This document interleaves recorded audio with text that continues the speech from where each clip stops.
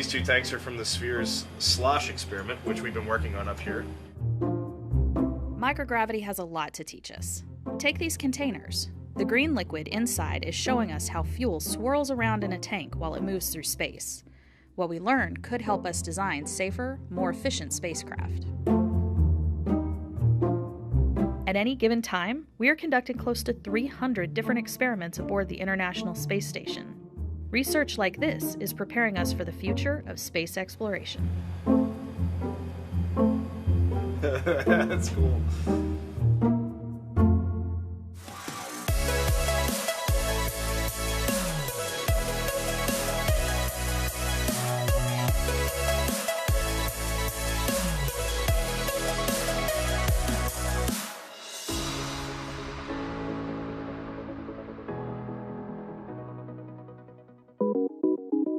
We really can't mimic the environment on the space station anywhere on this planet. And it's what makes it such a special place and why scientists from many universities, several companies, like to send their science up, because once you remove gravity, many things act differently.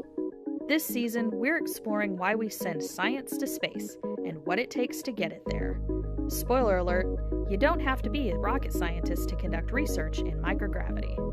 So this is our first project that is going up to the station, and our first project working with anyone involved in the space program. So it's a very exciting time for us. The transition from what am I going to do with my life in the middle of graduate school to here I am sitting in Houston getting ready for our launch. I can't hardly believe that it's actually happening.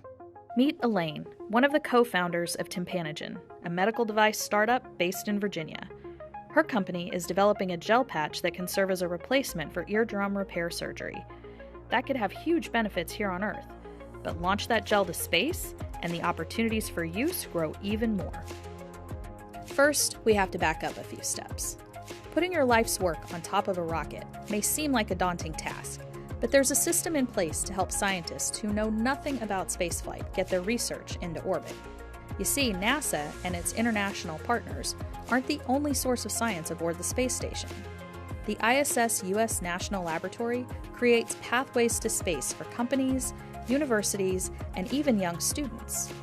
If you're starting a journey into the unknown, it helps to have an expert at your side to navigate the way. The National Lab connects researchers with implementation partners who provide resources and guidance for taking an experiment from Earth to microgravity. Elaine and her team are working with nanoracks. They have the plate reader on the space station that's going to be used for our project, and they're coordinating the launch and getting all the materials together for us. We're glad that we're working with them because we're glad that somebody has done this before and can help us along with the process. 7,643. The project that we're sending to the space station is looking at how hydrogels behave in microgravity conditions, and we're specifically looking at how the structure changes and how drug release profiles change in the absence of gravity. My name is Paris Du. I'm a co-founder and co-inventor of this technology, and I've been with Tympanogen since day zero. Hydrogels are a very important materials. They are high volume water that can very well mimic the extracellular matrix of our body. So we really thought that answering this question can really help the scientific community. Confused? Don't worry, we've got you covered. Think of hydrogels like a scoop of gelatin. Not quite a liquid, not quite a solid, definitely made up of mostly water. We can use hydrogels to cover wounds and even deliver antibiotics to promote healing. For that reason, hydrogels are being studied for use for things like wound care for soldiers on battlefields. If you are far away from a hospital or a clinic and you can't get good medical care right away, and that soldier has a wound, could you apply that hydrogel directly to the wound site and begin to treat any infection that might be coming on?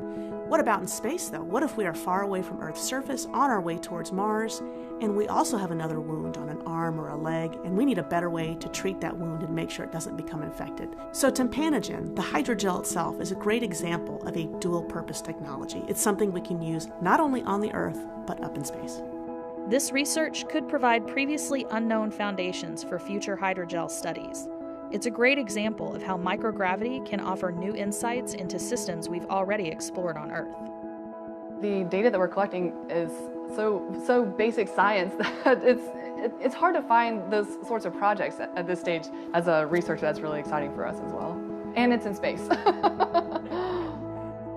And when it gets to space, it goes into the hands of astronauts who will run the experiment in orbit. Just like training for launch, landing, and spacewalks, crew members participate in hours of scientific training to prepare them for running many of the hundreds of experiments that are ongoing aboard the space station. Ready to go to class with an astronaut? We'll take you along. Well, a lot had changed in 11 years since he was up there. There was a new experiment, so he hadn't seen that either.